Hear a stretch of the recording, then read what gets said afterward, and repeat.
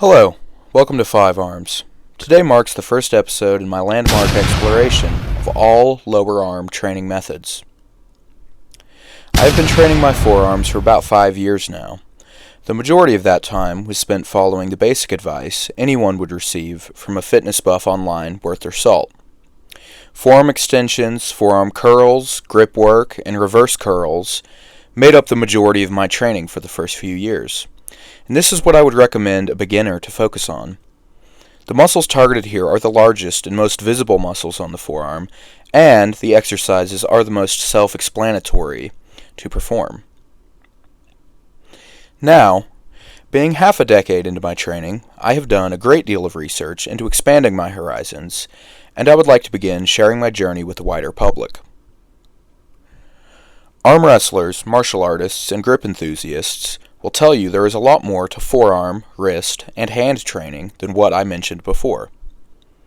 Today's video won't be a deep dive into these intricacies. Rather, I will walk you through a workout I did at the beginning of the year and provide a brief overview of my training goals and my training philosophies. This year, my primary goal is to develop massive size in my forearms and to achieve a 225-pound score on the dynamometer. For those not in the know, a dynamometer is a device to measure squeezing strength. These are popular, now more than ever. I see them advertised on my TikTok constantly, though that may be a product of my forearm-centric algorithm. I would say 125 pounds is a decent beginner score for an average-sized adult man. I am a much larger than average-sized adult man with some training experience, so my best score so far is 163 pounds. I plan to dial in my training this year more than ever to chase my goals, and these videos will be documenting my approach. To sum up my approach briefly, I favor high volume and high intensity. Most muscle groups can't be trained this way, but I think the lower arms can be with the right approach. I do a lot of long duration static holds, which don't seem to accumulate as much fatigue for me. I also take a maximalist approach to variation, dabbling in wide ranges of holds with traditional finger-dominant grip, thumb-dominant pinch grip, pinky-dominant grip, as well as finger and thumb isolation work. These wide range of variations allow me to train hard almost every day without injury. I wouldn't necessarily recommend this right off the bat. As mentioned before, I have 5 years of training under my belt, as well as a locked-in recovery protocol that I might touch on in future videos. Above all else, I would recommend listening to your body. There are kinds of fatigue that can be trained through, and kinds of fatigue that are more of a warning sign. I modulate my training intensity and volume based on my perceived fatigue level. It's not perfect, but it's worked for me so far. So let's get into the workout. My training is very eccentric and experimental, so I don't necessarily recommend these workouts specifically. These videos will be a documentation of my training, and I wouldn't recommend my training for anybody. The first thing I do in my workout is take a reading on the dynamometer. Then I move into some dynamic movement. I suffer with a lot of wrist pain during supination and pronation movements, and I find this explosive movement kind of helps that pain go away for the time being. So I like to do it at the beginning of a workout, just to kind of get everything moving and to mitigate the pain for the time being. Then I'll move on to these explosive opening and closing exercises. The goal here is to open the hand as fast as possible and then close the hand as fast as possible. I will do these sets a lot of times basically up until I drop whatever it is I'm catching. You can see here I'm using a walking stick, but a lot of times I will use a heavier kind of caveman club style apparatus. A form cue here is to try to move the arm as little as possible. Just open the hand, and the goal is to then close the hand without even having to lower the arm. Now, that's aiming pretty high, so you can see here in slow motion, my arm does lower slightly, and as the set continues, the lowering kind of goes further. But I really like this movement because it's not just your traditional completing reps with a lighter weight. I think that this kind of slightly more dynamic movement can kind of help ease into a heavy workout.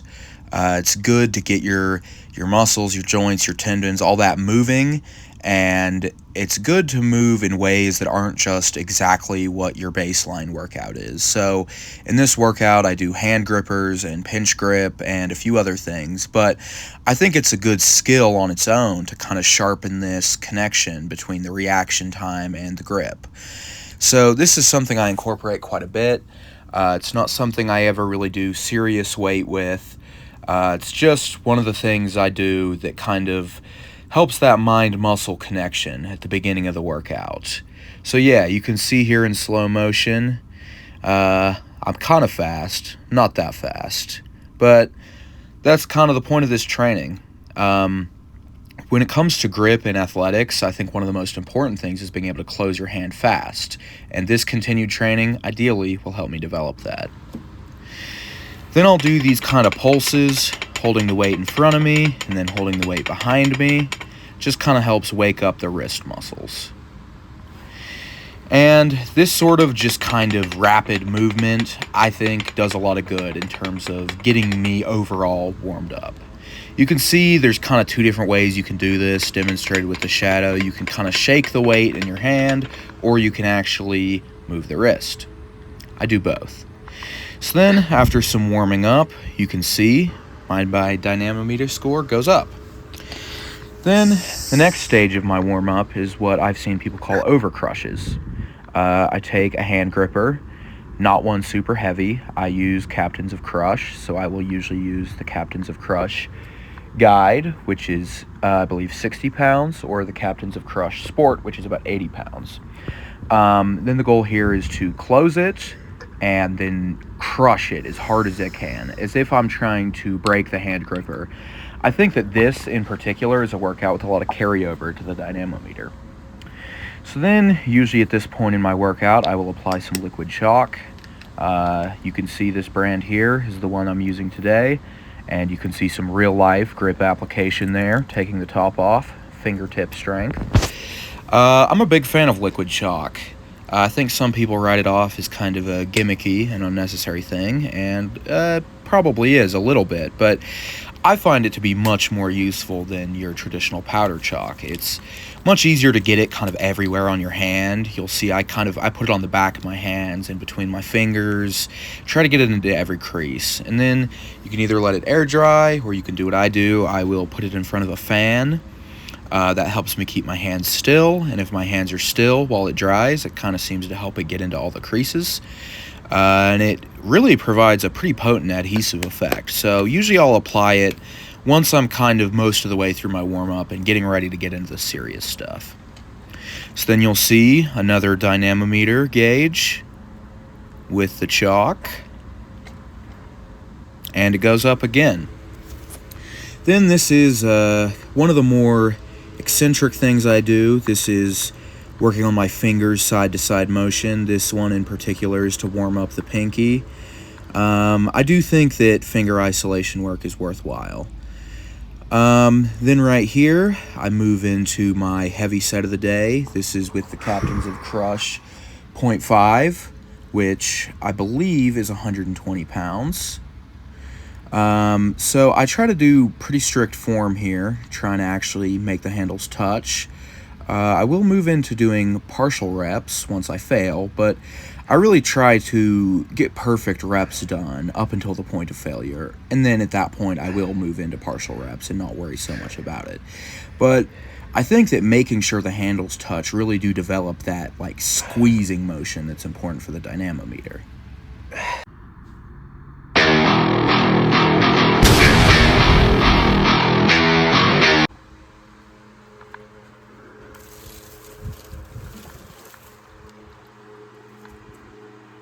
Sun-kissed berry lemonade is one of my favorite drinks to enjoy during a workout. In my opinion, these are best served ice cold, with 15 to 25 minutes in the freezer before indulging. There is a sharp bite to it that my brother once described as battery acid, but I enjoy it. The bite is balanced nicely by a sweet fruit flavor. Additionally, I would say the aesthetic of the nice blue color of the drink adds a psychological enjoyment here, as it's a rare color for a soda to have. This is a staple beverage in my rotation. If you have tried these, let me know what you think. And if you haven't tried them, I would highly recommend. So then, in the heavier portion of my workout, I move into plate pinches. Now, this is one of my favorite workouts. I think it's good for the grip, but it really gets the thumb involved. And I think the thumb is kind of one of the more underdeveloped parts of a lot of people's overall hand strength. So right here, I'm doing a pinch grip with two 10-pound plates. I turn the smooth sides outwards so that I can not really, use the dexterity of my skin to help, just kind of pinching against the smooth surface of the metal. And something important on these that at least important for me, is that I really have to stay kind of mentally focused to get these done well, because I really need to focus on the coordination with my hand. I really need to keep my pinky in the movement. A lot of times, as soon as it gets hard, my pinky will kind of unconsciously leave the movement, so I try to really just crush the weight as if I'm making a crab claw with my hand. And even though that kind of makes it harder right at the beginning, I think it pays dividends later. Then I moved on to one of my long duration movements. Well, not movements, but this is a 1 pound pinch, 2 half-pound plates pinched, smooth sides facing out. I think I held this for about 20 minutes, hence why the video is so sped up. These can get kind of boring. I'll usually put something on TV, but I enjoy these, and they don't seem to fatigue me too much. At this stage of my workout, I experimented with a movement that I am kind of working on perfecting. You can see I have an apparatus around my 4 fingers with my fingers open, and then I break a string by raising my hand. The goal being that my fingers stay stiff throughout the whole movement, so it kind of trains this concussive opening ability. Then, right here, the video is not super clear, but this is kind of a rear hammer hold. I have an adjustable hammer, and I got a 2.5 pound plate on the back. So I grab it at the end and hold the weight out behind me. I think this is one of the best grip accessory workouts you can do. It works a few things, but primarily what I use it for is it's a pinky dominant gripping exercise. And like I kind of mentioned in the pinch grip section, pinky strength is a big deal. I mean, I'm a big believer in isolating the pinky. As soon as I started doing these workouts, I noticed pretty substantial development in the muscle pad along the edge of my hand, like where you would karate chop a board. And I have moved up substantially in the weight that I do on these holds. I'll do these from anywhere from 30 seconds to 20 minutes. Obviously, 20 minutes is pretty daunting, but I think the ideal range here is going to be like 1 to 5 minutes. And so for 2.5 pounds, usually I can hold that for somewhere between 7 and 10 minutes. It really depends on the day. These are very mindset heavy exercises. It really just kind of depends on how bad you want to stay in it, honestly. But typically I will finish the workout with these longer duration things, once my muscles are kind of fatigued, then I move into some workouts that aren't as fatiguing, but definitely require a certain type of like mental fortitude. So I think I held this for about 10 minutes, and just really kind of try to keep the form right, try to not let the weight dip too much. Obviously, I'm kind of moving around in this video, so that causes a little bit of lapse in form, but traditionally I'll just stand there with the weight kind of just right by my side like that.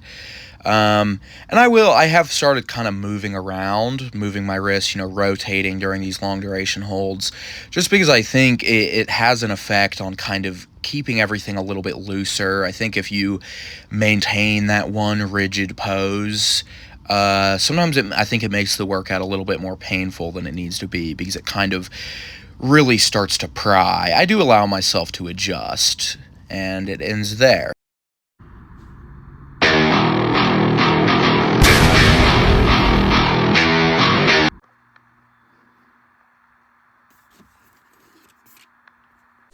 Today's book club reading is Mastery of Hand Strength by John Brookfield. John Brookfield is a somewhat mysterious figure if you Google him. Not much information pops out besides grip enthusiasts discussing his work. In the book, he tells a lot about his history, which adds a nice personal touch. He discusses traveling the world, training with other garage savants, competing for world records, and training with his own homemade devices.